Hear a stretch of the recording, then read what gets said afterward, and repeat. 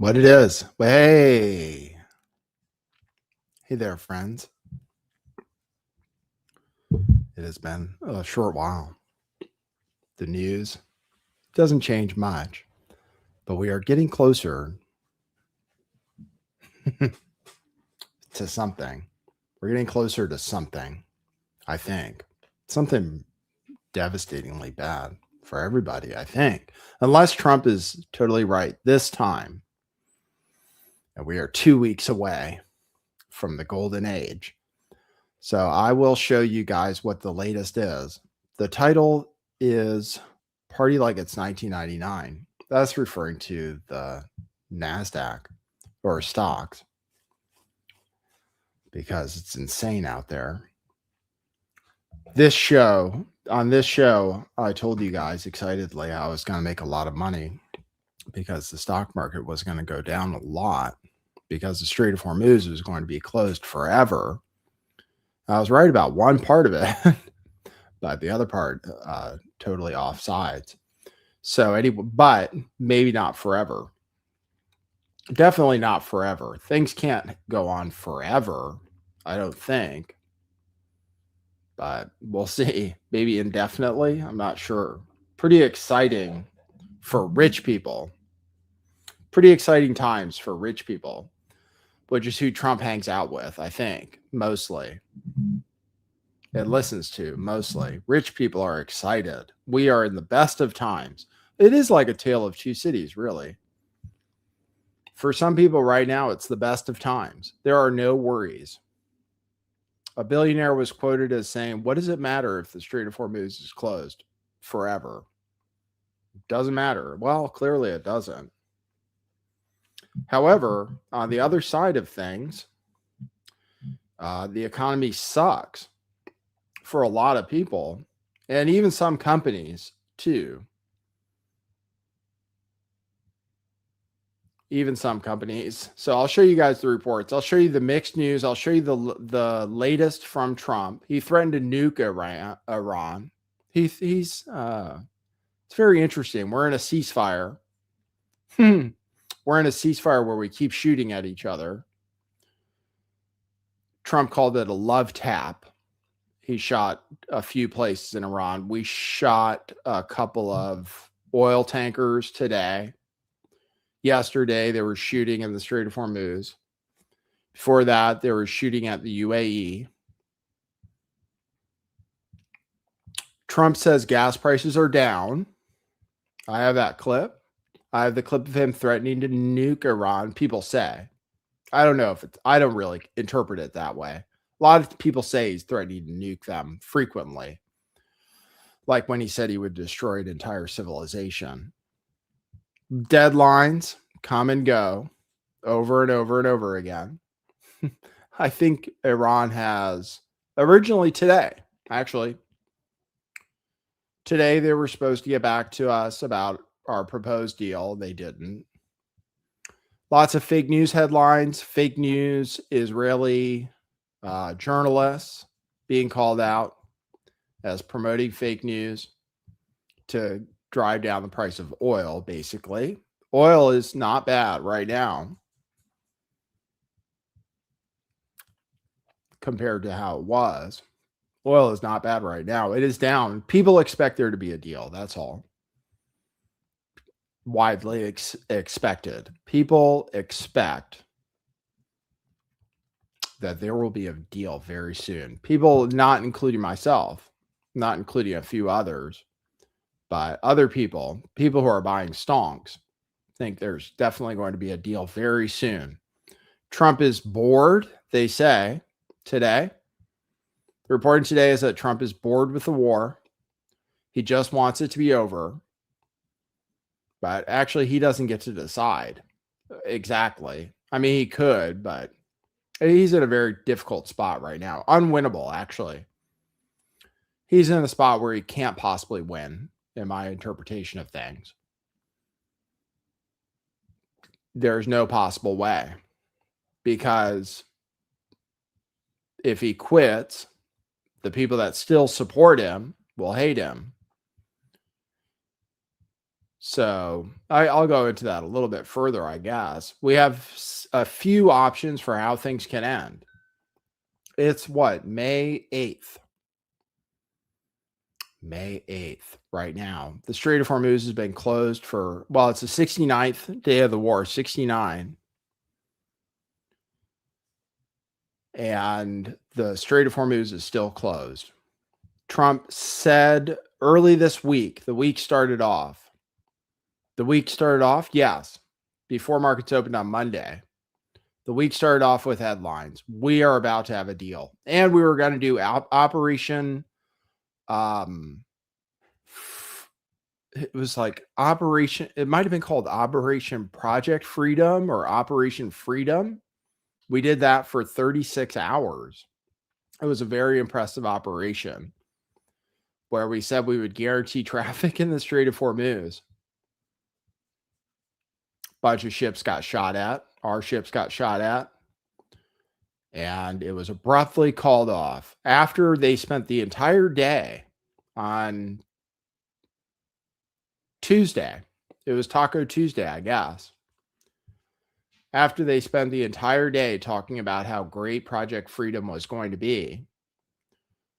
Both Hegseth, he did a press conference in the morning, and then Marco Rubio did a press conference in the middle of the day. He hosted the press conference because the press secretary is having a baby and she's off for a while.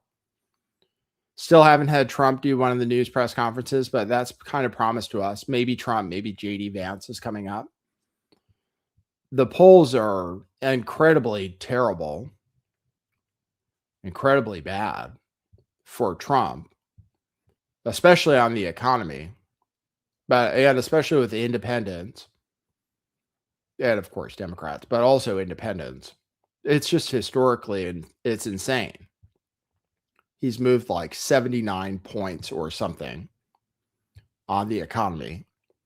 Whether people think he's doing a good job with it. How are gas prices near you? Gas prices are as of yesterday at not quite all-time highs, but all-time highs for the conflict as of yesterday, even with the price of oil going down quite a bit, with the fake news that the war is going to be over soon for the 19th time. So going back to the beginning of the week, Trump said, what did he say? What did they say? I think they said there's going to be a deal as usual. And Operation Freedom was going to get stuff moving through the Strait of Hormuz. So oil went down. And then Project Freedom got called off on Tuesday, Taco Tuesday.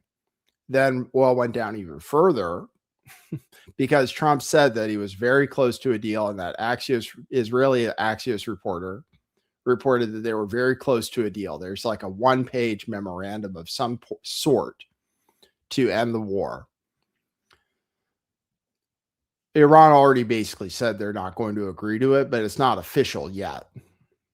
So it's going to be, though. It's going to be official soon. I'm not that concerned about it. But it is impressive. What it is all of it is very impressive. All of it is very impressive to me. The manipulation that's taken place, the warfare that's taken place, the mental warfare, in order to get people keep the price of oil down, because that's the main tool that the Iranians have to coerce Trump into making a deal that he doesn't want to make, so the price of oil goes up. So every once in a while, they just come out and drop some fake news, say the Strait of Hormuz is about to open, and the price of oil goes down. So they've done it again. It's under $100, $95 right now a barrel for American crude. And meanwhile, we're shipping all of our oil overseas. And we're shipping all of our oil overseas, which people are starting to realize a little bit isn't the good thing that we keep saying it is. when we're shipping all our oil overseas for cheap and paying expensive prices at home, and eventually we're actually just going to run out. Unless the best case scenario takes place. We're going to run out of oil here. We're going to run out of oil here, especially in California where we get oil from Iraq, but in the rest of the country too. If this goes on long enough, we will be forced to have COVID-style shutdowns. We won't be allowed to drive and stuff. There'll be work from home, school from home, etc., because there won't be anything for us, especially us, even including us Americans who apparently have more oil than we need. We're giving it all away. Our strategic petroleum reserve. That's why the price is low right now. We've bet everything. The United States, like, I bet that the Strait of Hormuz being closed would be bad and things would collapse. And I lost pretty much so far. And America is betting everything that the war is going to be over soon. Because if they're wrong, it's going to be completely catastrophic. It's going to be worse than it would have been if we had been a little bit more careful. Because, like I said, we'll run out of oil. People are saying like July. So it's kind of a long timeline, but that's when we like hit the bottom of the barrel, as they say. So there we go. Bud Beasy says cheapest gas in Olympia, Washington, $5.59 regular, $7.19 diesel. My local gas station is not the highest it's been. It went up to, I think, $5.85. And now it's at $5.75 for gas. Diesel, I think, is over $7. But down the street, less than a mile away, it's $6.60. So, and much more for diesel. So the price is high in California. We have the problem that we actually import quite a bit of oil, I guess. And apparently it's all gone. Like, we got our last import. So we'll run out probably sooner than you guys. But all kinds of problems. Refineries are shut down. Apparently we're going to hit record high diesel prices near the Great Lakes region soon. So anyway, I'll show you the clips. I'll show you the news. I'll show you the stuff that's going on with the stock market. We're in, by several measurements, the biggest bubble of all time. And if things break, we're positioned in such a way that it could be really devastating. And it gets worse every day. It gets worse every day that stocks just keep going up, actually. But it could go on for a long time. That's what people say. It's euphoria. We are euphoric. So that's what's going on in the world. I'll play my intro, show you guys some news. Thanks for joining me for the show. Always good to see you. And we will get started. Thank you. Okay, cue musical intro. Boy, that's brilliant. Cue musical.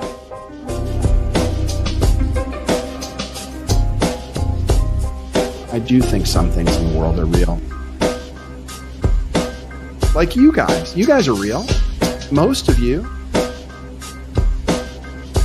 Most of my listeners, I think, are not just in my head.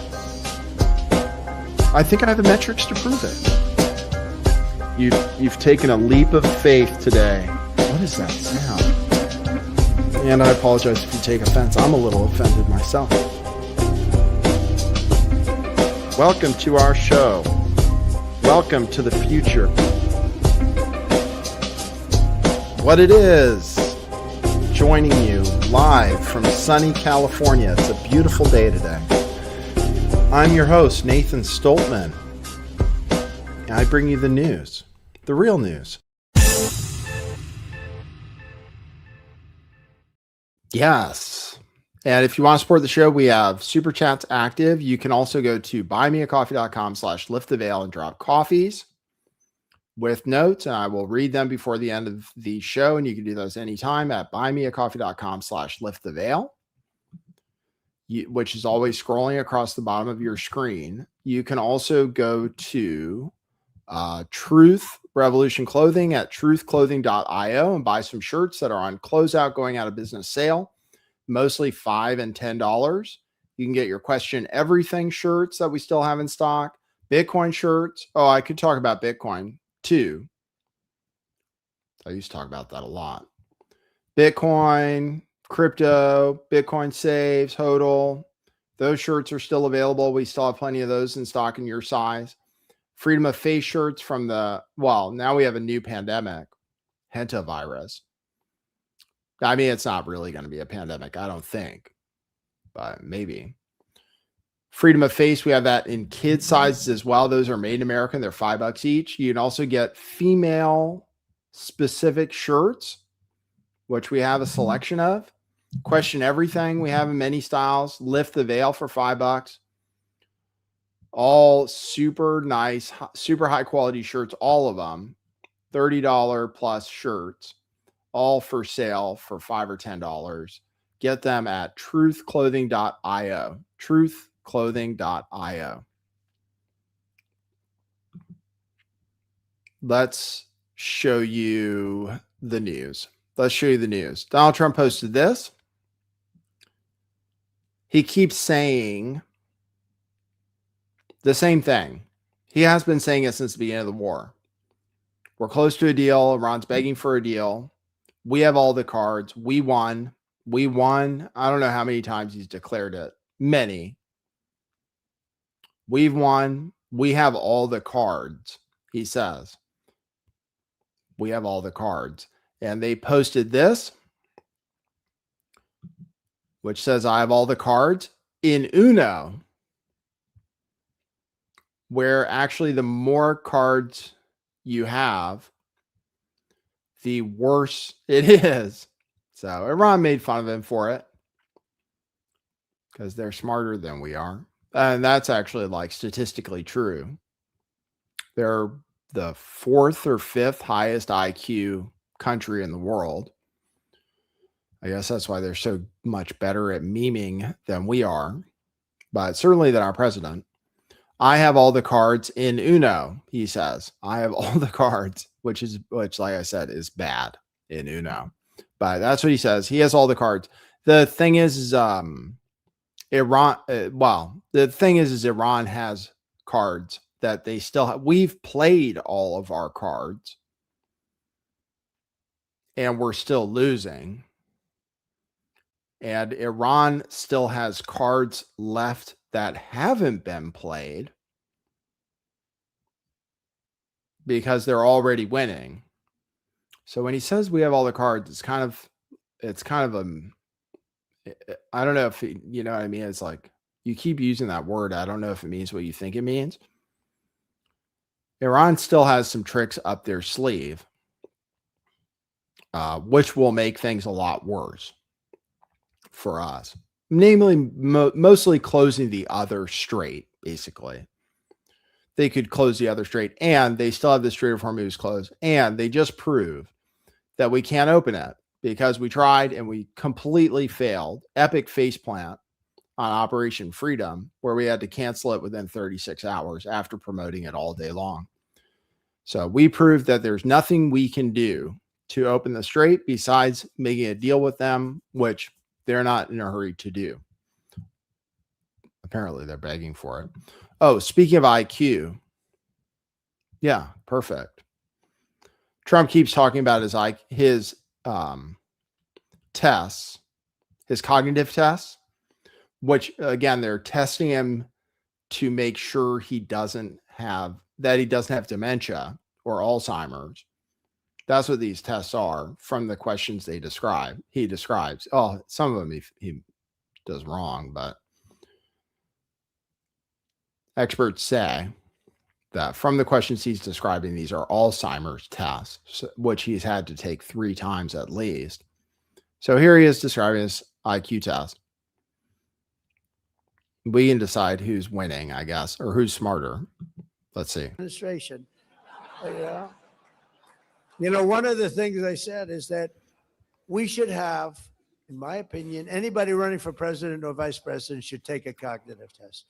And no president has ever taken one except me. I've taken 3 of them, and I've aced each one. 1 in the first administration, 2 over here. And whenever they get a little sassy, like, does he still have it? Does he still have what it takes?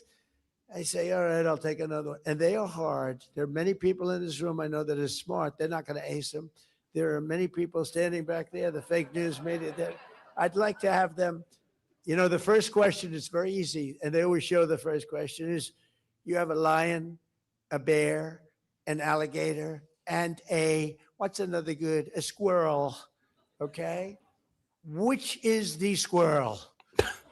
So they show that question, and then the first 4 or 5 questions they get a little more difficult. By the time you get to the middle, they're tough. By the time you get to the end, I don't want to be insulting, but there won't be. I'm not going to do what Gavin Newsom said. You saw him? He said, everybody in here is stupid, and he's stupid. I think it was the worst political interview I've ever seen. He says the tests are really hard. They show him pictures of animals and ask him to say which one is the squirrel, I guess. Very difficult. Makes it sound very difficult. The other one, he came up with some math question that would be impossible, which he says he aced, which is cool. I believe that he doesn't. Well, he has personality disorders abundantly, but it looks like, I don't know if he has dementia or anything yet. He gets some things wrong for sure, but Biden was pretty bad. I don't know if Biden could have passed the test, to be fair. Okay, people said it goes back and forth. We're very close to a deal. That's why we canceled Project Freedom. We're very close to a deal. So we're canceling Project Freedom so that we can make a deal. But then we do shooting and then we do threats. So one of his True Social posts was, if they agree to the deal, which they've already agreed to, that's great. If they don't, we'll bomb the hell out of them. That's what he says every time. So here he is. People say threatening a nuclear bomb. That's what people say. I don't think he wants to. He doesn't want to. He doesn't want to attack them at all. It's pretty clear. All the people who predicted ground invasion and all that stuff, who've been saying every weekend we're going to do a ground invasion and all that, I've consistently said I didn't believe in that because Trump doesn't want to. And that seems to be proven to be true every weekend, that we don't launch any large-scale attack. And also all of the threats, they're consistent. They keep coming. Sometimes they have deadlines, and they never materialize. So I'm sure Iran is not worried about the threats to attack their infrastructure and everything else, because first of all, they have a response to it if it ever happens. But second of all, it doesn't seem like it's ever going to happen, given how many times it's been promised and not come to fruition. But here he is supposedly threatening a nuclear bomb. That's what people say. After these strikes, is the ceasefire with Iran still on? Yeah, it is. They trifled with us today. We blew them away. They trifled. I call that a trifle. I'll let you know when there's no ceasefire. You won't have to know. If there's no ceasefire, you're not going to have to know. You're just going to have to look at one big glow coming out of Iran. And they better sign their agreement fast. Yes. Could you give us an update on what is or what? in those talks? No, the talks are going very well, but they have to understand, if it doesn't get signed, they're going to have a lot of pain. They're going to have a lot of pain. They want to sign it. I will tell you. They want to sign it a lot more than I do. What was the president? The reporting is that he's the one who wants to get out, which means that Iran has no incentive to take a deal without major concessions from us, given that everybody knows that Trump is the one who wants it to be over with. And now there's reporting that Trump is the one who wants it to be over with desperately, because he's, well, if it's not over soon, the midterms are done. The next presidential election's probably done. JD Vance certainly doesn't have a chance. So he wants it to be over soon, which means that the Iranians have every incentive to not do anything, basically, to make it last longer so that his incentives get higher, so that he makes concessions. So that's the problem with that reporting, is if everybody knows that Trump wants out, then Iran knows that, once again, they hold all the cards, which by just keeping the Strait of Hormuz closed and not making a deal, Trump will have to give up more and more and more as time goes by. So here he is answering questions about Iran, also saying they want a deal badly. Oops. Oh, there. You're facing, well, try it. Wait, this will work. You're facing an opponent right now in Iran that has refused to submit.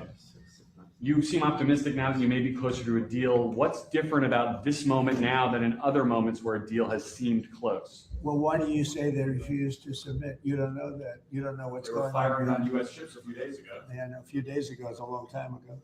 You know, in the world of war, a few days ago, no, they want to make a deal badly. And we'll see if we get there. If we get there, they can't have nuclear weapons. You're facing. There you go.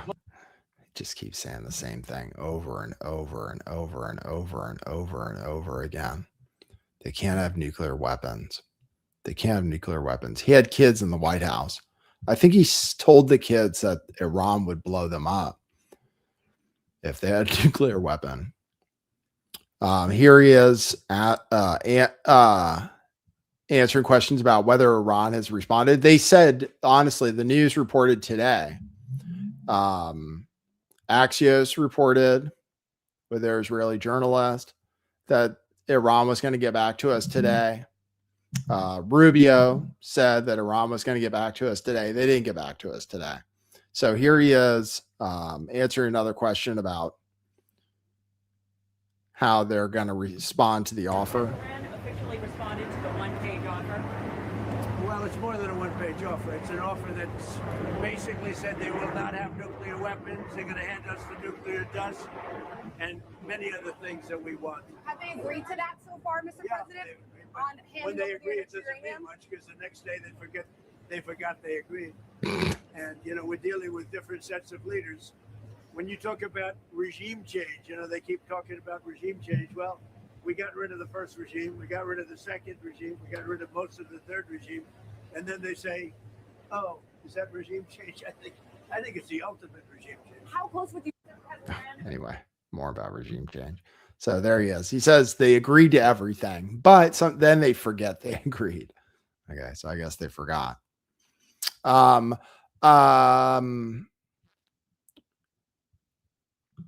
When I say here he is giving a deadline on May 4th. It's May 8th today. So this must have been Monday or Tuesday. Here he is giving him a deadline earlier this week. Well, I wouldn't have to. I didn't say that. I said that if we left right now, it would take them 20 years to rebuild. But we're not leaving right now. We're going to do it so nobody has to go back in 2 years or 5 years. They told me about the concept of the deal. They're going to give me the exact wording now. Yeah.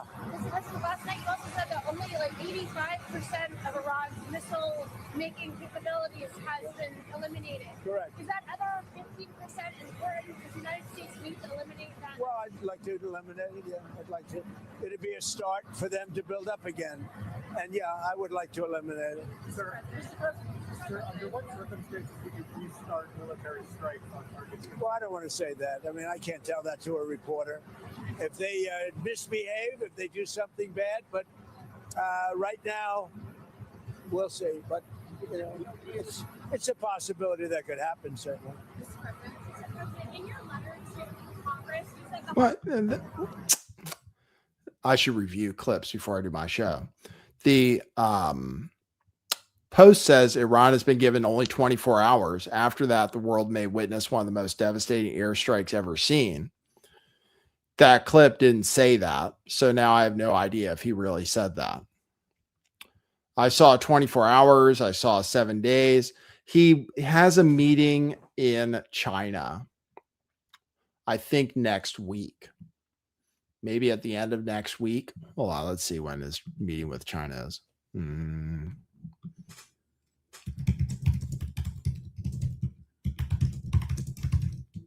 It's coming up. He wants it to be over before then. So he doesn't have to, so it's not going to just be talking about that. That's what he wants.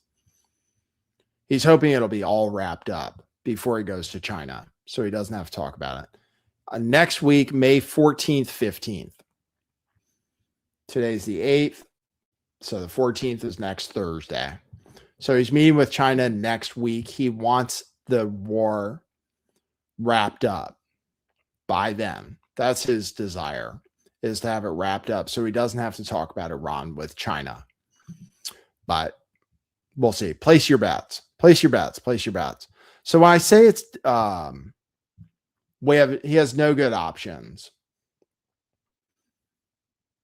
Iran will not give us the nuclear dust.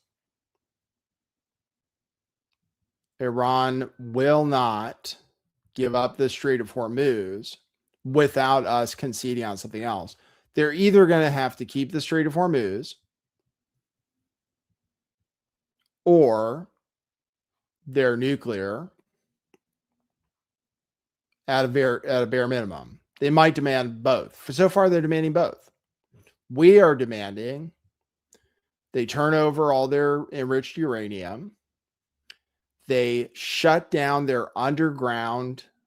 They did completely dismantle their enrichment facilities that are underground and move them above ground, which is a joke because obviously that's just so that we can bomb them later. It's so stupid. Oh, yes, we demand you move your nuclear facilities above ground. Okay, well, so that we can bomb them in the future, right? Makes no sense at all. We're demanding, right now, they say our latest letter demands they turn over all the nuclear material, a 20-year moratorium on enrichment, nuclear facilities dismantled and moved above ground, all these things. And of course, opening up the Strait of Hormuz. And if you think that they're going to agree to that without getting some, I mean, I don't know what to say.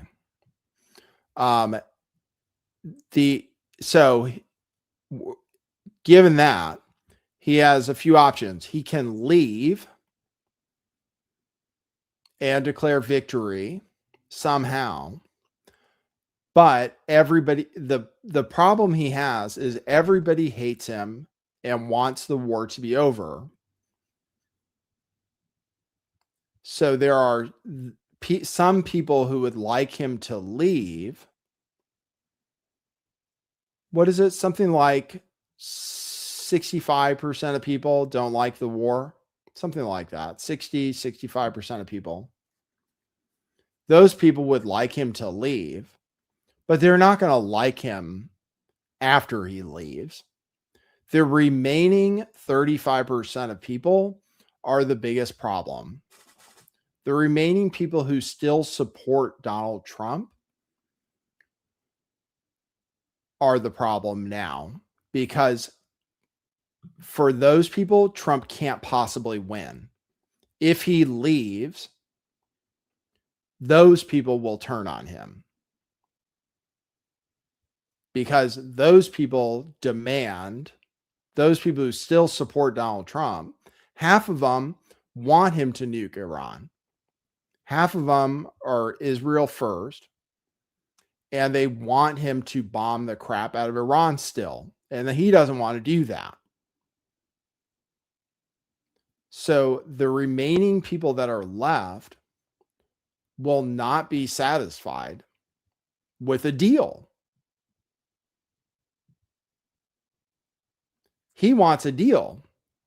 And the other people, if he gets a deal, aren't really going to like him anymore. It's not like all of a sudden they're going to go from not supporting him to supporting him if he decides to leave. Because first of all, gas prices will stay high as hell because Iran will still control the Strait of Hormuz until they get what they want.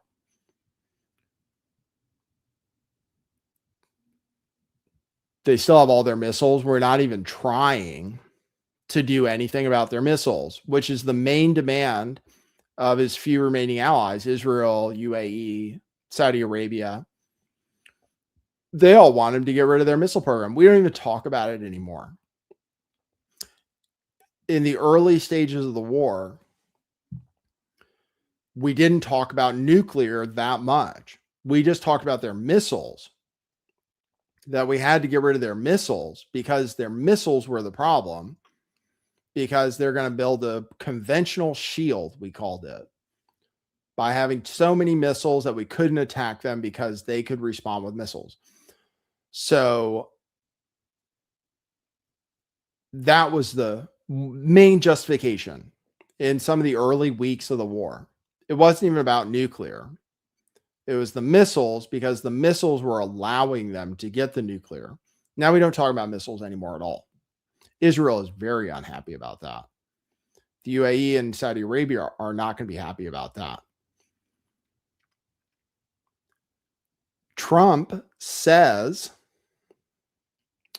that they're down to, I think he said 18 or 19% of their missiles. We said early on they were down to like 5% or something of their missile capacity. Our intelligence assessment is they're up to 75% now of their missile launching capabilities. They have that many of their missile stocks remaining.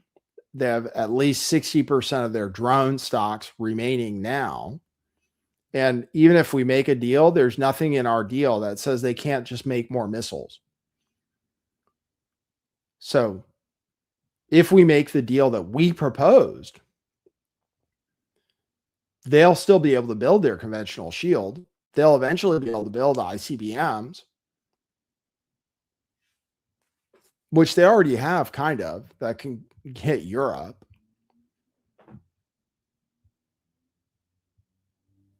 So after it's over, it gets worse for Trump. That's the problem. After it's over, if it ever ends, which I don't see it. It could go on forever. We'd have to change presidents or something. Trump isn't going to ever agree. He already said he's happy if oil goes to $200. He already said the stock market should be down 25%. So if he's prepared for that, then it doesn't even matter if oil goes to $200. Doesn't even matter if the stock market drops 25%. He's still not going to agree to their terms. So they're just going to say, okay, fine. We'll just make it worse and worse. That's their weapon. Iran. They want to crash the world economy. And until they do, they don't have any leverage. Like right now, they have no leverage. Oil is only $95. The stock market is at record highs. Why would Trump agree to anything? He thinks it's going great. If Iran's objective, in order to get leverage over Trump, is higher oil prices, then there's going to be higher oil prices. Eventually. They're not going to try to make a deal while stocks are at record highs and Trump doesn't care. They're going to wait. So anyway, here's Hewitt. He's one of the people who's going to be mad. Also who's going to be mad, Mark Levin, all his favorite people right now. That's the thing. All his favorite people right now were mostly Jewish. Oh, and Lindsey Graham, right? All his favorite people don't want a deal, don't want the deal we proposed. Lindsey Graham, Mark Levin, I'm sure Ben Shapiro, Hugh Hewitt, I'll play what he said. They think the deal that has been reported is a terrible deal. So, like I said, this is why Trump is in a difficult position. If he gets his deal, let's say the best case scenario happens, he gets his deal, the Strait of Hormuz opens, all his only remaining supporters are going to hate him. If he gets his deal, which he thinks is a victory, then all of his remaining supporters, Laura Loomer, they're not going to be happy. The Iranian regime will still be in power. Like most of them demand regime change, just like Israel does. Most of them aren't going to be satisfied until regime change, until like the world collapses. So here's Hugh Hewitt saying what Israel should do. J.D. Vance told me on this show when he was a senator or running for vice president, I can't remember, that nations have their own interests and they have to follow their own interests. We don't control Israel. Israel doesn't control us. At this point, I think it's in Israel's interest to act against Iran in a way that blows up this deal. What do you think? Well, yeah, I tend to agree. J.D. Vance.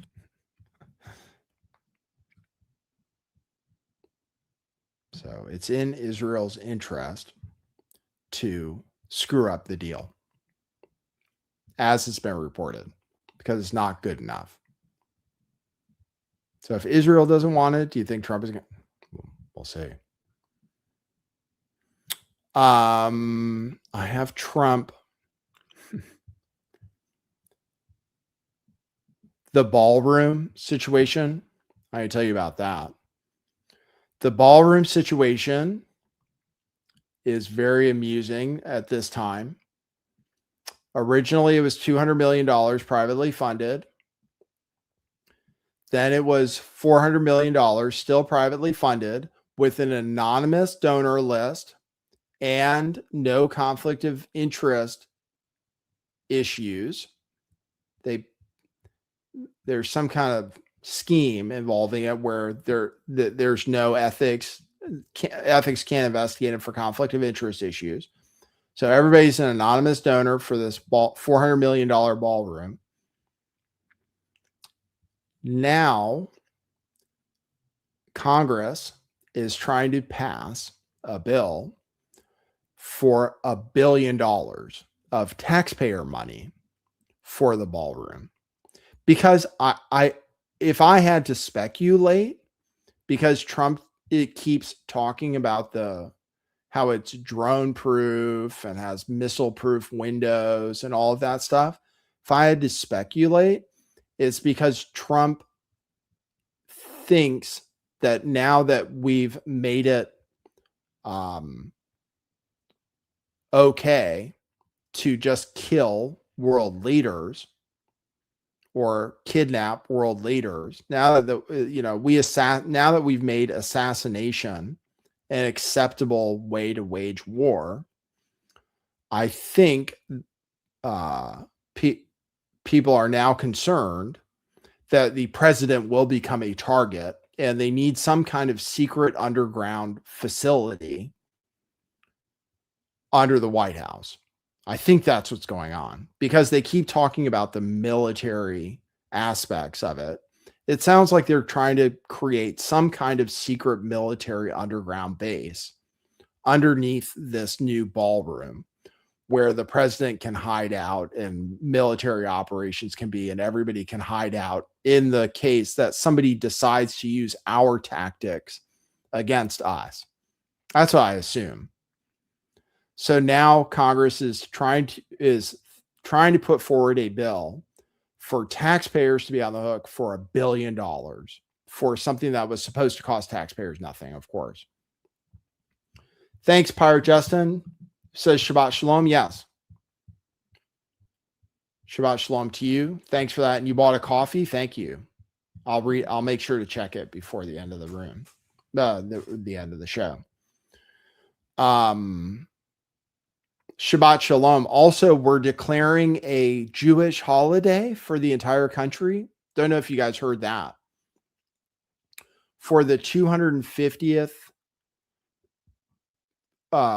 anniversary of our country, we're all supposed to observe the Sabbath. I think it's next week. I think it's next Friday and Saturday, the 15th and 16th. All of us are supposed to be Jewish for the 250th anniversary of America, which, as far as I know, wasn't founded by Jews. Freemasons, actually. Here he is talking about the ballroom situation. With another project, you have repeatedly said that taxpayers would not pay for the ballroom at the White House. Why should taxpayers now be on the hook for $1 billion? Well, they're not, because that's for many other projects. That's for projects having to do with safety in a certain section of the White House grounds. That's not all for the ballroom. And we're putting up $400 million to do the ballroom section of the ballroom. We are putting that up privately. I am doing it along with other patriots that love our country. But they want to do certain things militarily with respect to the ballroom, having nothing to do with us or having to do with the safety of the president. So having to do with a lot of things, but we are going to have a safe ballroom. It's under construction. It's ahead of schedule. It's right on budget. It would be 300 to 400 million that we're putting up. And a lot of that money will be going to safety also. But the House approved, or the Senate approved, I guess, or they're looking at approving. I don't know if it got approved yet, but they're talking about putting up a certain amount of money having to do with security at the White House and the East Wing. Yeah. There you go. Security at the White House. So apparently the bill's not going to pass. That's some reporting today said Republican congressmen really, really hope that they don't have to vote on that, because they say there's no way it's going to pass and they don't want to have to vote against Trump. So we'll see if it gets to the floor. But that's the reporting today, is that Republicans in the Congress don't want it to pass. All right, let's talk about the economy. According to everyone, the economy is doing great. Let's look at a chart. Let's see. This is oil, which went down, as you can see here, earlier this week. And it stayed down, even though nothing's happened that Trump promised. Well, it went down a lot earlier this week. It was at 105. It had gone up to all the way to like 108 at one point. Now it's down to $95. Of course, now I am long oil. That's what I decided. I was like, I shouldn't short stocks anymore, because obviously it doesn't matter. Now I'm long oil, so we'll see how that goes. Hasn't gone well since I opened it, but I have time. Let's see. Indices. NASDAQ 100.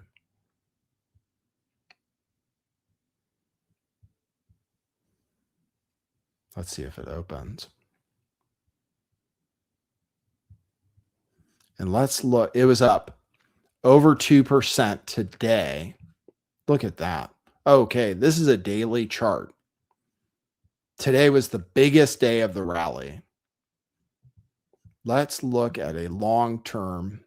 There's just a fairly long-term chart where you can see it's actually like relatively unprecedented. Let's see if, I can do max. Let's do max. There's the max chart for the NASDAQ.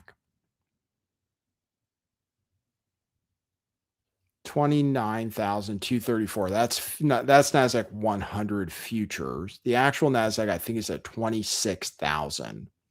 It's unbelievable. It's gone up 25% since March 30th. I think it may be completely unprecedented. Oil is up at least 50%. Gas is up $1.50. Not going down. We're still in a conflict that's never ending, but people could care less. Let's hear what the people are starting to say. It's like 1999. I'll show you some of the stuff about it. Here's Hassett talking about how great it is that everyone is maxing out their credit cards. That usually ends well. So here's that. In fact, I had the head of one of the big 5 banks in my office yesterday going through the credit card data. And just as Secretary Bessent said, credit card spending is through the roof. They're spending more on gasoline, but they're spending more on everything else too. And so in terms of the jobs picture for the rest of the year, it's really hard to see having the unemployment rate go up, for example. It's probably going to drop a little bit, but it's already very close to full employment. But I think, in fact, I had the head of one of the So he says, not only are they spending more on gas, they're spending more on everything else too, because prices have gone up on everything. If you look at inflation adjusted consumer spending, it's not much better than it has been for a while. Inflation adjusted, we're paying more for everything, including gas, food, beef. Now potatoes, I'll show you the chart for potatoes. It's all going through the roof. But credit card spending is good. Credit card spending is good. Buy now, pay later is good. Pirate Justin says, why is the stock market at all-time highs? Do you want my opinion? My opinion is, well, earnings are, there are blockbuster earnings, and also the percent, I'll show you the percentage of the stock market made up of 10 stocks is a total like bubble levels. It's because of stocks like SanDisk, Intel, Nvidia, of course, but it's not up as much as some of this other stuff. AI. It's just because of AI. The Dow isn't even at 50,000. The Dow hardly went up at all today because actually other companies are doing really badly. UPS, FedEx had terrible days the other day. And I'll show you some of the consumer companies who say like it's the worst time ever. But it's because of AI right now. It's because of AI. That's why the stock market is at all-time highs. Because 10 stocks, I'll show you that chart, make up 40% of the S&P. Let's see, I'll show you that chart. Right here. Here are some bubbles, historical concentration peaks. So these are some peaks of, oops, let me show you that.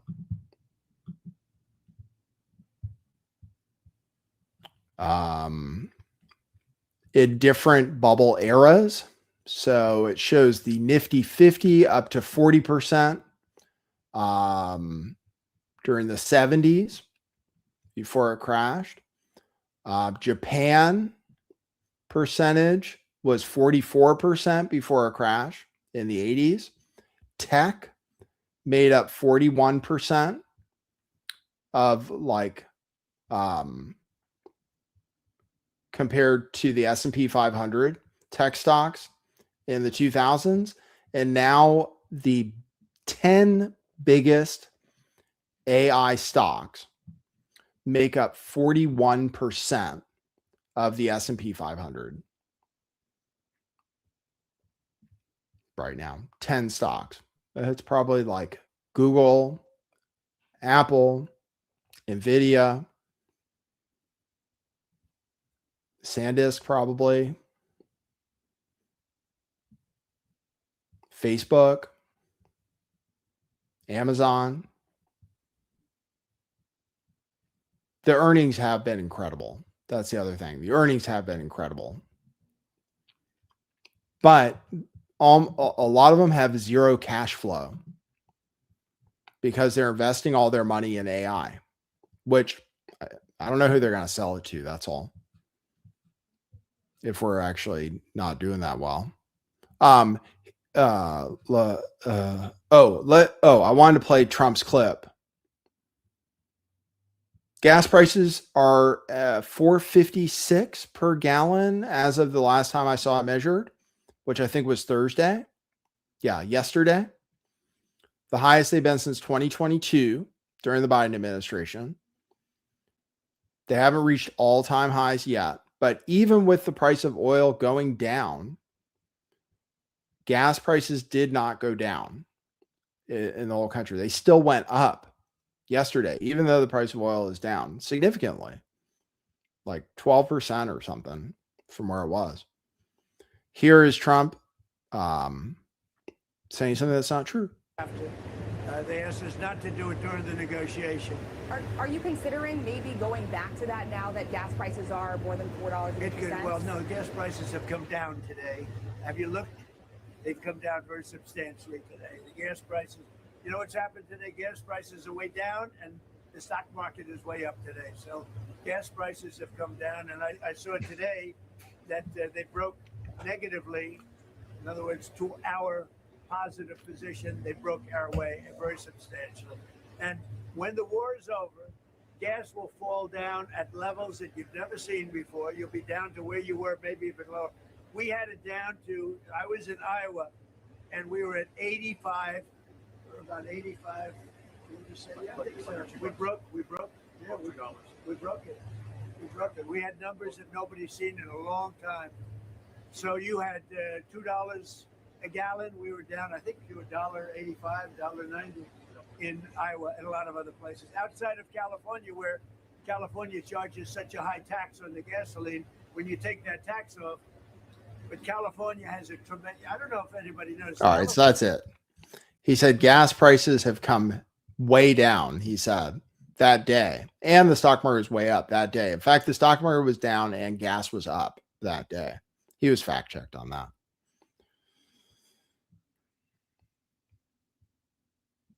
Because we don't have inventory in the United States. Here is a chart he put out that it says oil is down 25% or $30 per barrel since Sleepy Joe. It says he took the highest point oil was during the Biden administration, the highest it ever got, which was because of inflation caused by COVID under his presidency, the PPP loans and everything else. That's what caused the crazy inflation. When Biden ended his term as president, oil was $77. And I'm sure if you took the average of when he was president, it's certainly a lot lower than 120. But let me ask, what was the average price of oil during Biden's presidency? Let's see.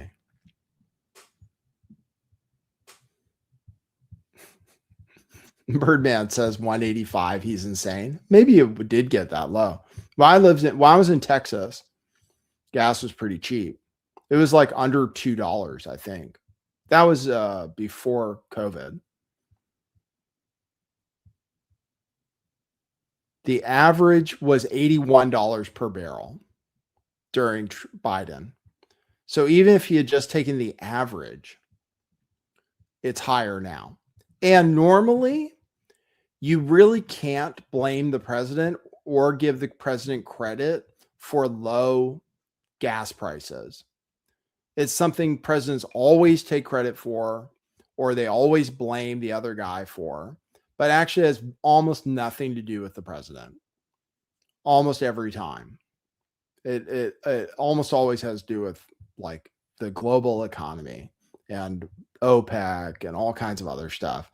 Very, very, very little to do with who is president at the time.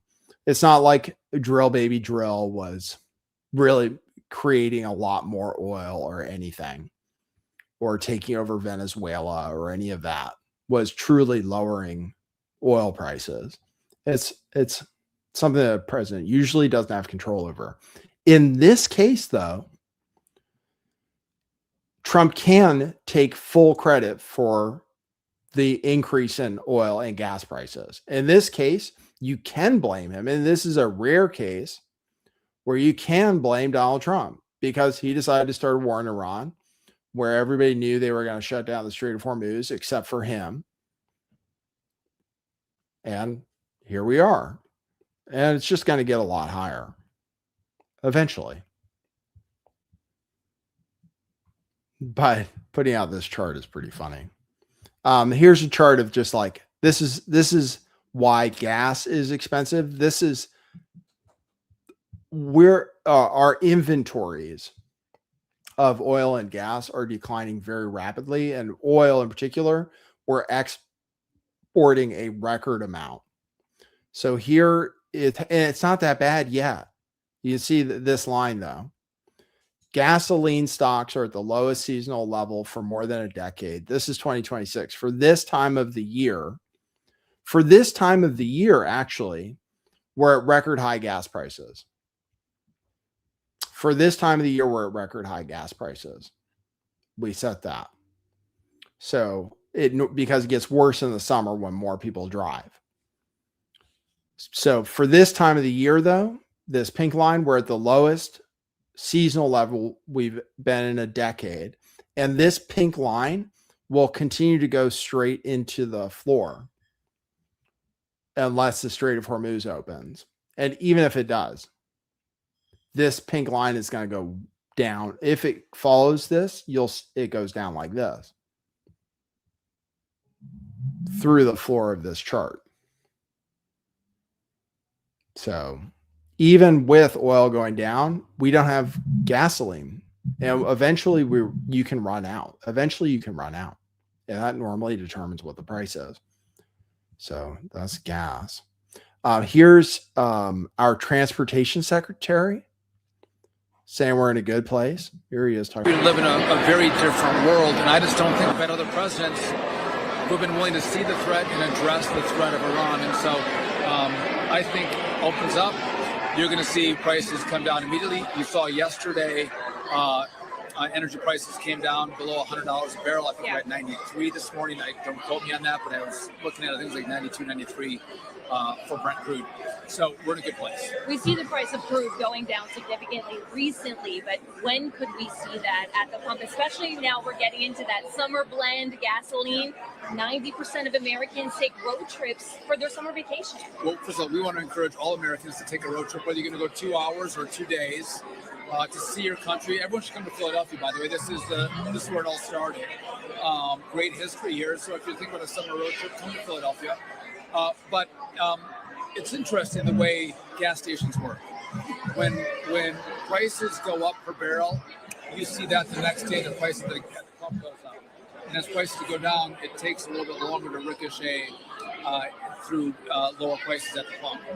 That's the way they operate. But again, we have a lag time of probably a week to 10 days when you see a price per barrel go down to see prices reflected in the pumps across the country. Are you in touch with oil? There you go. Everybody should take a road trip this summer, he says. I booked airplane travel since my last show. I'm traveling this summer. It's pretty expensive. It's pretty expensive to book air travel right now. Just flying within the country, it's pretty expensive. Forget about overseas. Some people say there's not going to be a jet fuel shortage, but the price of jet fuel has gone up a lot. I think it's up more than 100%. Here are some of the semiconductor stocks that are up. So I'll just show you some of those. SanDisk, I think it's up 5,000% in a year. They make memory. Memory stocks are the ones doing the best. SanDisk in particular makes memory, which there's a shortage of. And like they're sold out forever. The stock is up literally, I think 5,000%. Let's see. SanDisk, SNDK.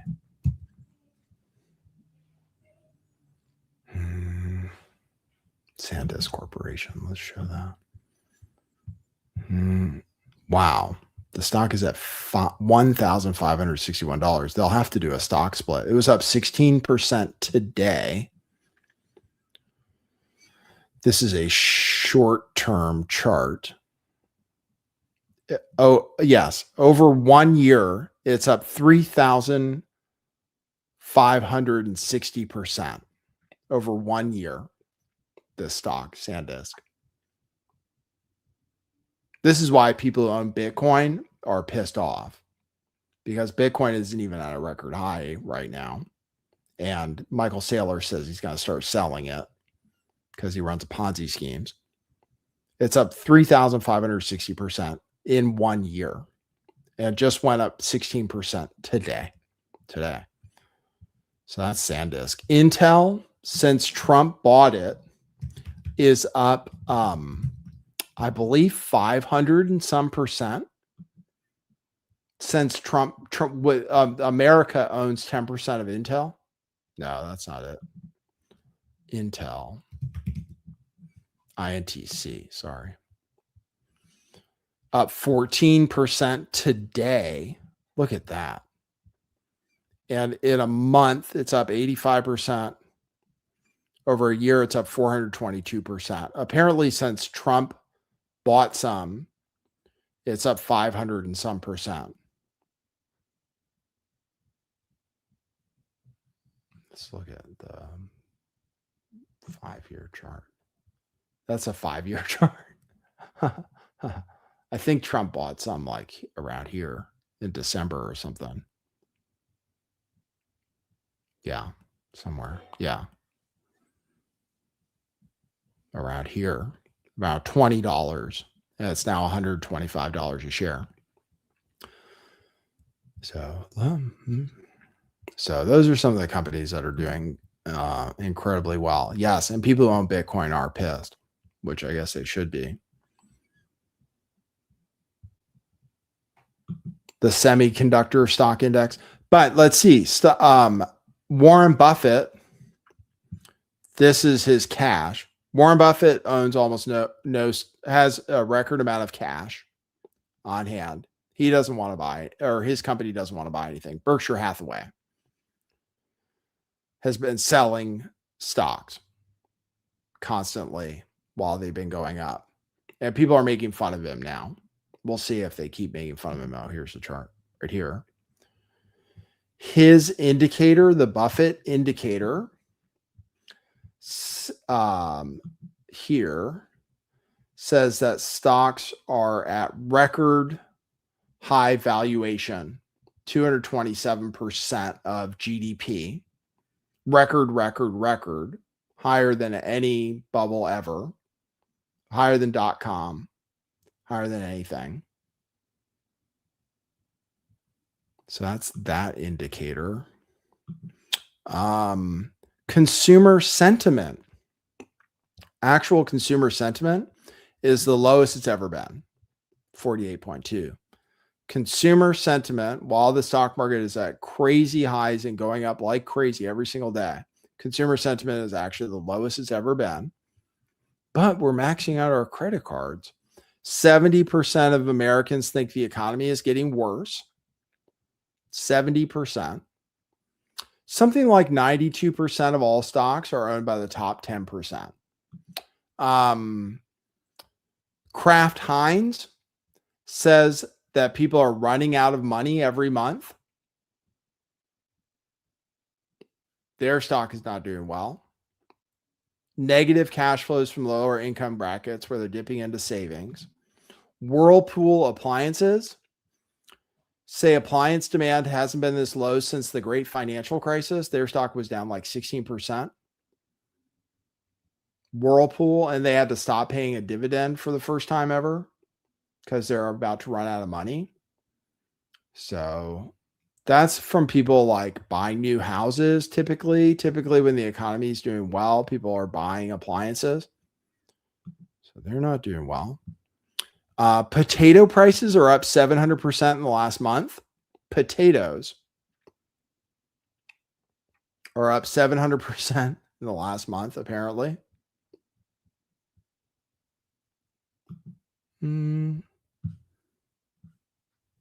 That's all the news. There's also a sting, charges against 30 people for insider trading, for a global insider trading scheme. And every one on the list is extremely Jewish. So we were mad at Somalis for committing fraud. But the FBI just busted 30 people for a global insider trading scheme, and they're all Jewish with names like Finster Saab, Ilya Gavrilov, Yisrael Horovitz, Gad Israelov, David Ostrov, Yechiel Salzberg, etc. So that's my Jewish news. That's my antiseptic news of the day. All right. That's it. So it might go on forever as far as like the stock market goes. My predictions are Iran is going to say that they don't agree to the deal sometime when they feel like it. And I don't know what we're going to do. I don't know if Trump is going to attack or what. I have no idea. As far as the blockade, our intelligence community says they can survive it for 3 or 4 months. He thought it would be 13 days based on what somebody said on Twitter, some analyst. Trump thought the pipes would blow up weeks ago. Our intelligence community assesses that they can hold out for at least 3 or 4 months before anything bad happens to them, to their economy. So I don't know. What do you guys think Trump is going to do? He might eventually feel like he has to bomb them. He might feel like he has to, because he won't know what else to do, basically. But that's the situation we're in. We're in a crazy stock market rally. It might go up forever. We'll see.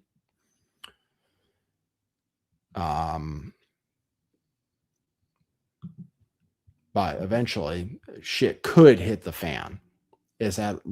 We're at extreme greed, everything's at extreme levels. So they say don't short stocks, but you could sell some probably if you have a 401k and stuff. I see people recommending that you go ahead and sell some of those. Do like Warren Buffett. I have cash besides the money I lost shorting, probably. I have cash, so I'm ready. We'll see. I bought some oil producer stocks, Chevron, etc. All right, guys. Thanks for tuning into the show. Good to see you again. We'll see if the news is exactly the same next week, or if we're back earlier than that, if some good or some kind of productive news happens. We'll see what happens. Power animals, what's going on in Iran? I thought I covered it. They're shooting. It's not a violation of the ceasefire, but we're shooting at each other almost every day. That's the situation right now. And Trump says we're close to a deal. Iran is begging for a deal. Same thing that's been going on for a long time. Thanks, everybody, for tuning in. Good to see you. Thanks for tuning into my show. Oh, I got to check my coffees.